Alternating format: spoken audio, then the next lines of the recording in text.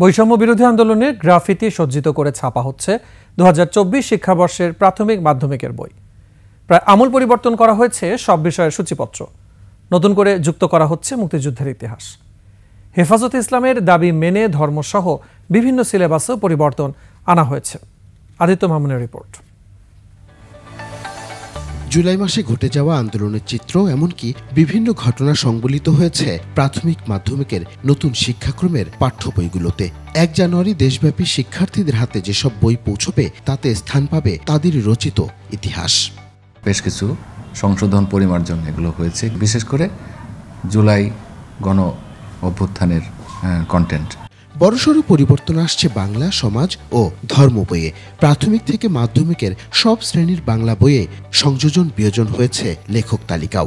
বিজ্ঞান, গণিত এগুলো তো সার্বজনীন বই, কিন্তু সামাজিক বিজ্ঞান, বাংলা, ইংরেজি এগুলোতে পরিবর্তনযোগ্য। ফজলুল আহমেদের নিঃসন্দেহে একজন নামকরা লেখক। তার লেখা আগে বাদ পড়েছিল, তা আমরা তার লেখাকে আমরা বাদ দেওয়ার প্রয়োজন মনে করি নাই। মানব বিবর্তনের ইতিহাস মুছে ফেলে নতুন করে ঢেলে সাজানো হয়েছে সমাজ বই। সেখানেও স্থান করে নিয়েছে জুলাই আন্দোলন। বিবর্তনের বিষয়গুলো উচ্চতর গবেষণার বিষয়, এগুলোকে আমরা স্কুলের শিক্ষার্থীদের কাছে এগুলো নিয়ে আমরা তাদেরকে এতটা ভাবনা চিন্তার মধ্যে ফেলে দিতে রাজি নই। 2012 সালের পাঠ্যপুস্তকের সূচিতে প্রত্যাবর্তন করলেও হেফাজতে ইসলামের নির্দিষ্ট অভিযোগকে আমলে নিয়েছে পাঠ্যপুস্তক বোর্ড।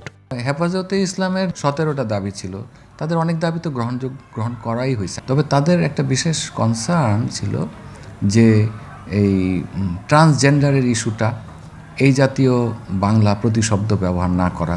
পরিবর্তন আছে মুক্তিযুদ্ধের ক্ষেত্রেও। উড়তাল মার্চে কেবল 7 মার্চের ভাষণকে স্থান দেওয়া হয়েছে। আলাদা করে তুলে আনা হয়েছে মুক্তিযুদ্ধে অবদান রাখা আরও ব্যক্তিত্বদের।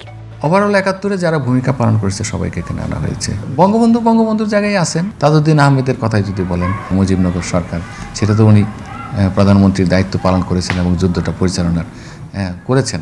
সুতরাং তাদের অবদান কিন্তু খুব একটা ভালোভাবে আসেনি। মৌলানা আব্দুল হামিদ খান ভাসানী, তার তেমন কোনো উল্লেখই ছিল না, অথচ তিনি আওয়ামী লীগেরও প্রতিষ্ঠাতা এবং তিনি মুক্তিযুদ্ধকালে তিনি উপদেষ্টা পরিষদের সভাপতি ছিলেন। শেরেবাংলা একে ফজলুল হক, তিনি তো কৃষকদের ঋণ থেকে মুক্ত করার জন্য, জমিদারি প্রথা উচ্ছেদের জন্য তার যে ভূমিকা, সেগুলো কিন্তু তেমনভাবে উল্লেখিত হয় নাই। এই বিষয়গুলোকে আমাদের পরিমার্জন করতে হয়েছে।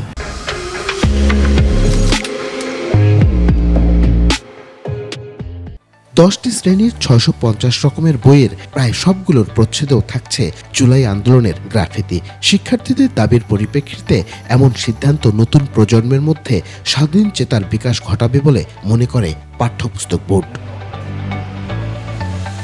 আদিত্য মামুন, 21 টেলিভিশন, ঢাকা।